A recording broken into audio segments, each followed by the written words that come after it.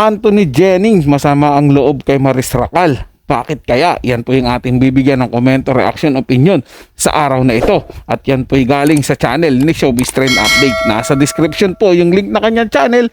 Bisitahin po at pakisuportahan na rin. Muli po ako ang inyong lingkod, Tagapanood TV. Isang mabiyaya at masaganang araw po sa ating lahat. Welcome back po dito sa ating YouTube channel at Facebook page. Huwag na natin patagalin to. Simulan na po natin ang ating reaction video sa araw na to, mga tagapanood. Let's do this! Welcome back sa aking channel. Anthony Jennings masama ang loob kay Maris Racal dahil sa paglaglag sa kanya nito ng mabuking ang kanilang malaswang private conversation ni Maris. Panuurin at pakinggan ang buong detalye.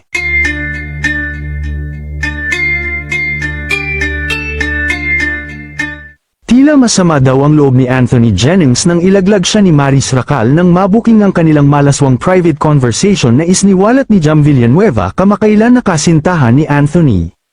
Marami kasi ang naniniwala ngayon na isinakripisyo ni Anthony Jennings ang sariling career para iligtas sa kahihiyan ang kanyang ka-love team na si Maris Racal, pero kabaliktaran naman daw ito sa ginawa ni Maris dahil panlalaglag daw ang ginawa nito sa kanya.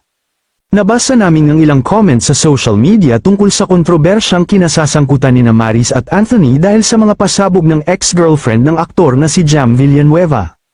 Kung babalikan daw kasi ang private conversation ni Anthony at Maris ay makikita talaga na aware si Maris sa relasyon ni Jam at Anthony, kaya nga may sinabi pa ang aktres dito na burahin ang kanilang pag-uusap ni Anthony para hindi sila mahuli ni Jam.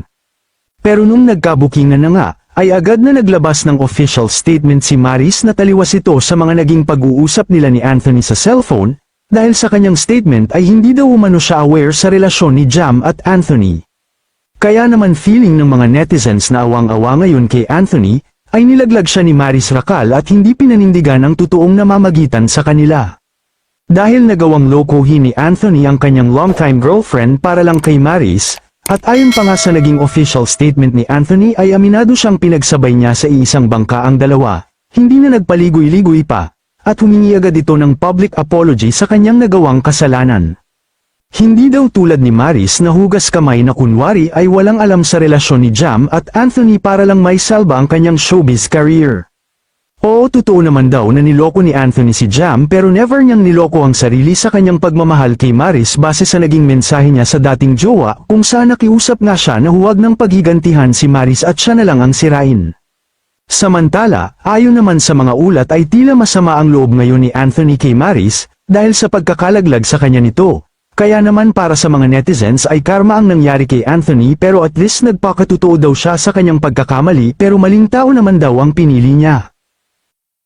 Kayo mga ka-showbiz, anong masasabi nyo sa ating showbiz topic ngayon? Reality talaga yan, mga tagapanood, na kapag nabisto yung isang bagay na hindi kaaya-aya, meron po talagang isang maghuhugas kamay dyan at ilalaglag yung kasamahan nila para lang mailigtas po yung sarili niya. So kawawa po yung maiiwan na mapagbibintangan ng lahat ng kasalanan. So gaya ng ginawa ni Anthony Jennings, inako niya na lang po.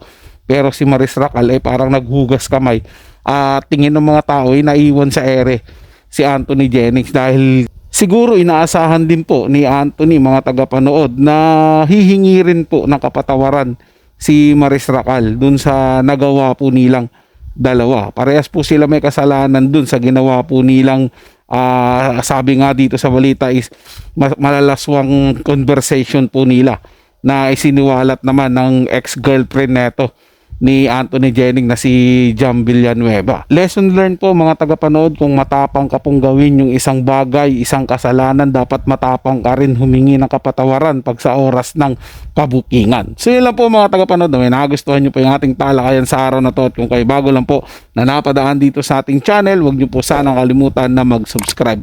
Hit nyo na rin po notification bell para lagi po kayong updated sa mga bago pang video na ating ilalabas.